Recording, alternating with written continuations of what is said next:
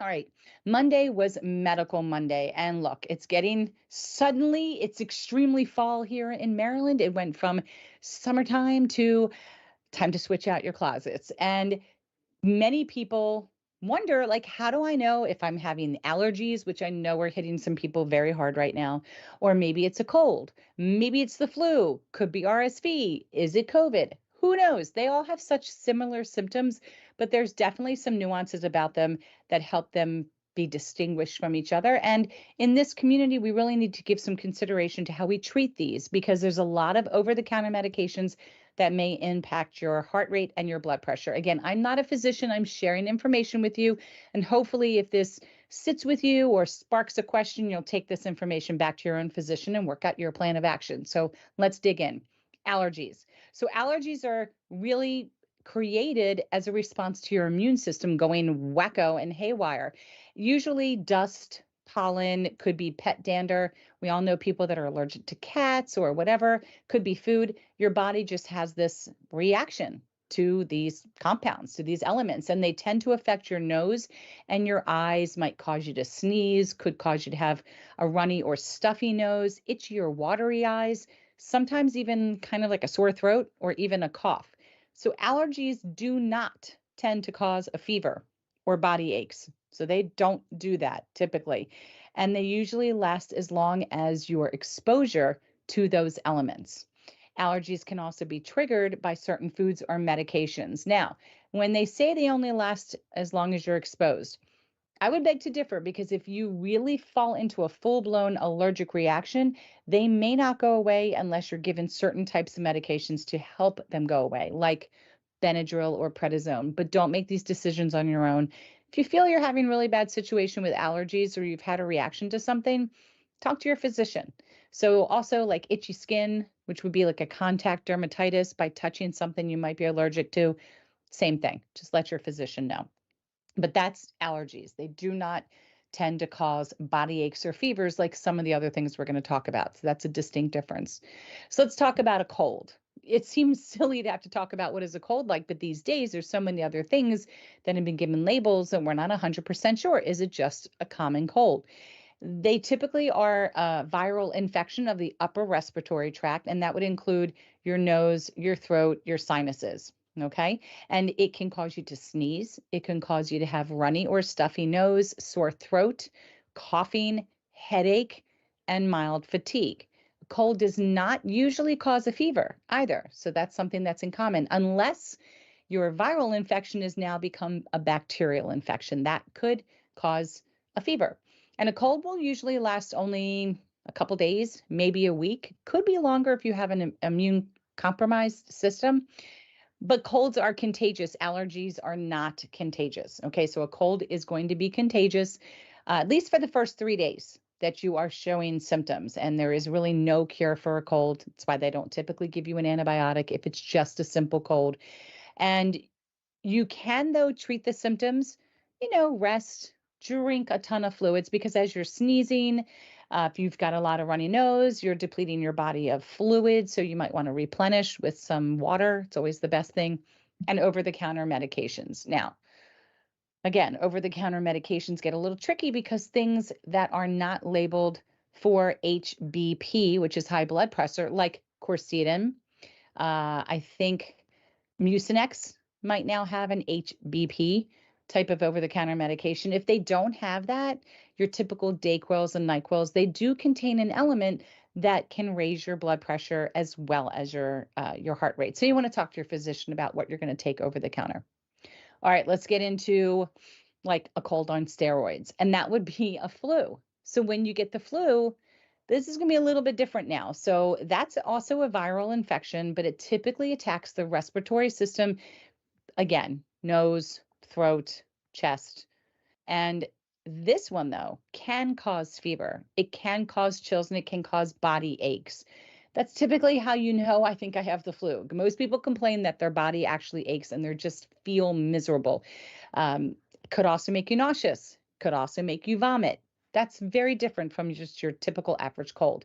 A flu will usually last about a week to 10 days, can take longer to recover, especially for some of us. It could really knock us out and you could feel like sluggish for quite a few days.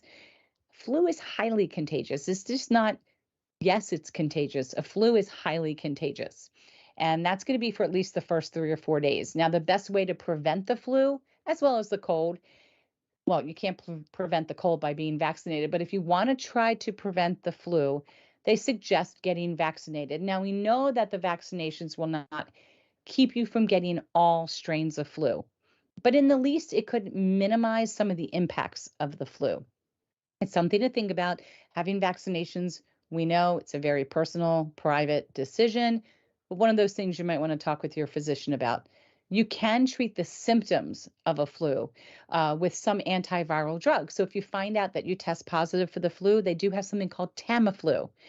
I've never had to take that yet, so I can't really tell you personal experience on what that's like, but it does exist if you catch the flu early enough, within 48 hours of onset.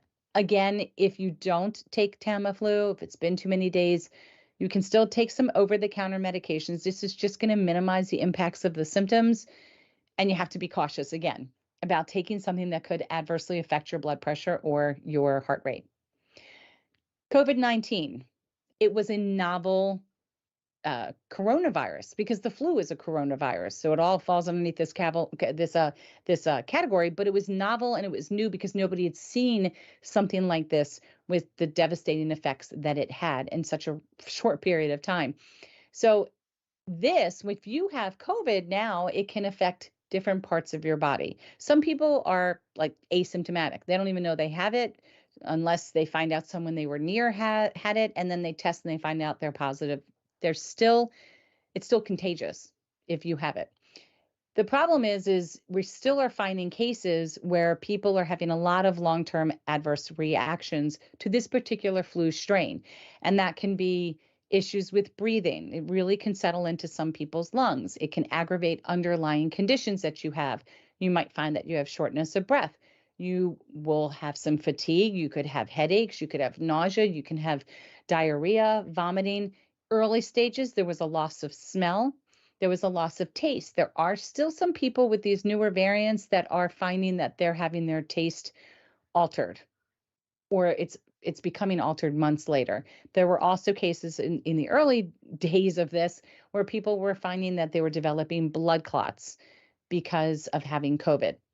We don't really hear that many stories about this now. Again, discussing these potential illnesses and taking vaccines is something you need to have that conversation with your own physician, especially people in this community, because of all the medications we take and potential underlying issues and comorbidities. You want to kind of talk about what would having any of these do to your body. So COVID symptoms usually appear with 2 to 14 days after being exposed to the virus. I know personally that I took a test for 3 days in a row and it came up negative, and then all of a sudden, day 4, I became positive. Those first 3 days were hell, but it's something that you need to think about because there are medications that they can give you to significantly minimize the impact of what you're feeling based upon your symptoms. And one of those is Paxlovid. Now, I will tell you that Paxlovid is disgusting. It tastes terrible. I mean, literally, everything tastes like metal or tastes like bitter, crushed up pill in your mouth. But in less than 24 hours, at least my symptoms were significantly decreased. And that was a godsend because I was hurting. I was really hurting until I got a chance to take that. So, and the only way to confirm that you have COVID or that you have the flu is to go see your doctor or go to an urgent care center or something of that sort and just take a test. It's a rapid fire test. With COVID, they can also send it out and do a PCR, which lasts longer. But you just want to get tested and see what you have. And then they'll know exactly how to treat you. And it is contagious. So if you have COVID-19, you are going to spread it. The best way to not spread COVID-19 would be, as the CDC is saying, to stay home those first 5 days. And then if you have to go out, wear a mask for an additional 5 days. All conversations you need to have with your physician because there's so many different suggestions and that are going on out there. Talk to your own physician, okay? Because the difference is between a cold and COVID could be significant to somebody you encounter that might be on chemotherapy or another immune suppressing drug, or they have an underlying condition that If they get a cold or flu or COVID could exacerbate it, in my opinion, then they should just kind of stay home because it's really risky.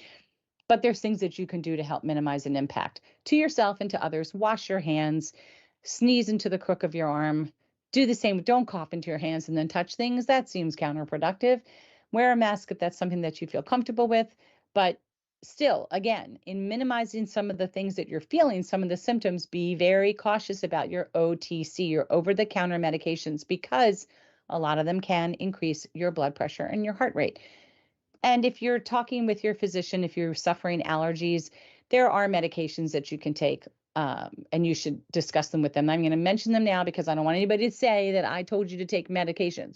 Talk to your physicians and they'll work all that out with you. And all of our sources for this post were listed below. I know people are really struggling with these allergies, Joshua. All right. I'm more of a spring allergy sufferer. I developed my fall allergies in my late 30s. Mm, Yeah, okay. so it was about as eye-opening as in my early 20s, maybe my late teens when I got the spring allergies. They just developed out of Yeah. nowhere. I was outside and all of a sudden I was smited with sneezing and Mm, itchy eyes. yeah. And then So bad. fall used to be my favorite. I was born in the fall. Hmm. It's a wonderful time. And Yeah. then it turns out my eyes close up when the leaves start to die. So that sucks too. Really? That's so interesting. When I was younger, the summertime, I mean, I can remember going to camp and just it would be, I mean, so stuffy and eyes just watering and everything itched for years and years and years. And then it just went away. And then all of a sudden, in the last 2 years, springtime is when it starts to really impact me. And Hmm. then it goes away and I'm fine. I feel Yeah, I very get bad that. for Molly all of says you hi. allergy She's in the chat. sufferers. Rob Oh, says who good did? Molly? afternoon. Hi, Hello. Rob. I'm not sure which Rob that is. Is it a double B or a single It's a B? single B. Ooh, that's new. But hi, Rob. Thanks for joining.